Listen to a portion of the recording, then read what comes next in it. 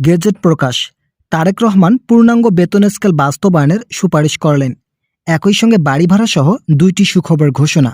অর্থ প্রতিমন্ত্রী জোনায়েদ সাকি অবশেষে সরকারি চাকরিজীবীদের বেতন বৃদ্ধির বিষয়ে গুরুত্বপূর্ণ একটি সিদ্ধান্তের কথা জানায়। ইতিমধ্যেই বলেন, আমরা অর্থমন্ত্রীর সঙ্গে এই বিষয়টি সম্পর্কে আলোচনা করেছি।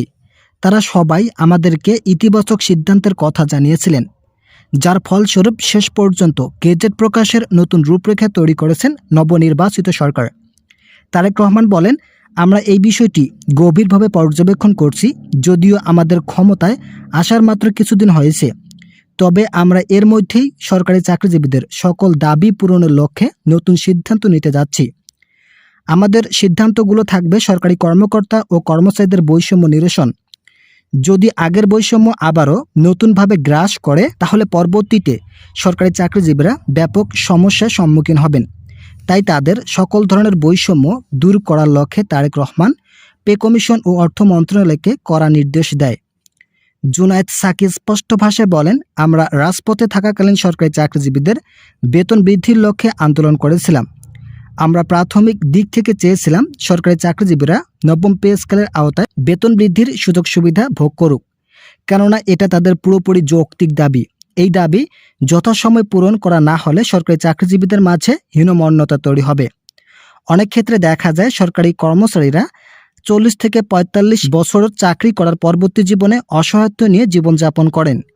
তাদের অসহায়ত্বকে প্রফুল্লিত করার অন্যতম মাপকাঠি হিসেবে কাজ করার দায়ভার নিতে হবে নতুন সরকারকে। আপনারা অবশ্যই চ্যানেলটি সাবস্ক্রাইব করে ভিডিওটি কন্টিনিউ করুন। সরকারি চাকরিজীবীদের ন্যায্য দাবিগুলোর মধ্যে অন্যতম হচ্ছে মূল বেসিক সর্বনিম্ন 35,000 টাকা বৃদ্ধি করতে হবে। যদিও প্রাথমিক দিকে মূল বেসিক 20,000 টাকা নির্ধারণ করেছে পে কমিশন, তবে সেটা আবারও নতুনভাবে বাস্তবায়ন করার লক্ষ্যে পে কমিশন ও অর্থ মন্ত্রণালয় তড়িঘড়ি করে কাজ করে যাচ্ছেন। ইতিমধ্যেই তারেক রহমান পে কমিশনকে স্পষ্ট ভাষায় বলেছেন, আগামী ঈদের আগেই বেতন বৃদ্ধি করতে হবে। কোনোভাবে যদি ঈদ পার হয়ে যায়, তাহলে সরকারি চাকরিজীবীরা বেতন বৃদ্ধির বিষয়টি থেকে নেতিয়ে পড়বেন। তাদের দাবি পূরণ করার মাধ্যমেই দেশের অর্থনৈতিক শক্তি বৃদ্ধি করাই হবে আমাদের মূল ও প্রধান লক্ষ্য। কর্তৃপক্ষের একজন ঊর্ধ্বতন কর্মকর্তা বলেন, বাংলাদেশের 22 লক্ষ সরকারি চাকরিজীবীদের সকল সুযোগ সুবিধা একযোগে কার্যকর করা কঠিন হলেও নবনির্বাচিত সরকার সেই কাজটি সহজ করেছেন। তিনি শুধুমাত্র সরকারি চাকরিজীবীদের বেতন বৃদ্ধির লক্ষ্যেই কাজ করছেন না, তার সিদ্ধান্তগুলো বাংলাদেশের প্রত্যেকটি সেক্টরে বেসরকারি ও কৃষিজীবী পেশা জনগণের ক্ষেত্রেও নতুন আলোড়ন সৃষ্টি করেছে। বিশেষ করে যারা বেসরকারি সেক্টরে চাকরি করেন, তাদের সর্বনিম্ন মূল বেসিক 20,000 টাকা পর্যন্ত রাখার বিষয়ে ইতিবাচক সাড়া এসেছে।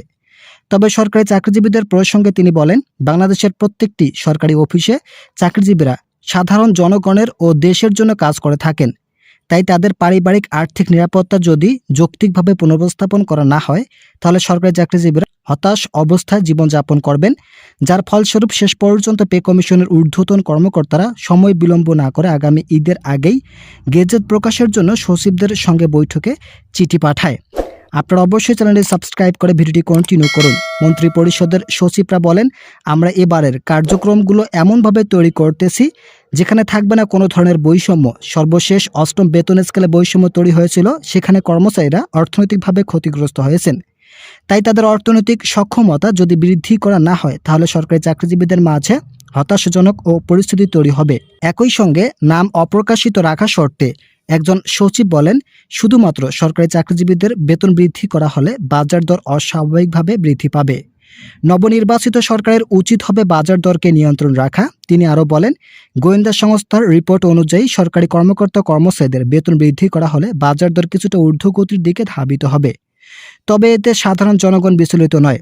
অনেকেই চাচ্ছেন কর্মচারীদের ন্যায্য দাবি বুঝিয়ে দেওয়া হোক, কিন্তু সর্বশেষ বেতন স্কেল এমনভাবে তৈরি করা হয়েছে যেখানে কর্মচারীদের নতুন বেতন স্কেল বাস্তবায়ন না হওয়া পর্যন্ত আর্থিকভাবে স্বাবলম্বী হতে পারবে না। তাই সকলের মতামতের উপর নির্ভর করে নবম জাতীয় বেতন স্কেল কার্যকর করা হলেও সাধারণ জনগণের কোনো আপত্তি নেই। কিন্তু সাধারণ জনগণের দাবিগুলোর মধ্যে অন্যতম দাবি হচ্ছে বাজার দর নিয়ন্ত্রণ ও মূল্যস্ফীতি নিয়ন্ত্রণ রাখতে হবে, যাতে করে সাধারণ জনগণ সহ সরকারি কর্মচারীরা সাবলীলভাবে জীবনযাপন করতে সক্ষম হন।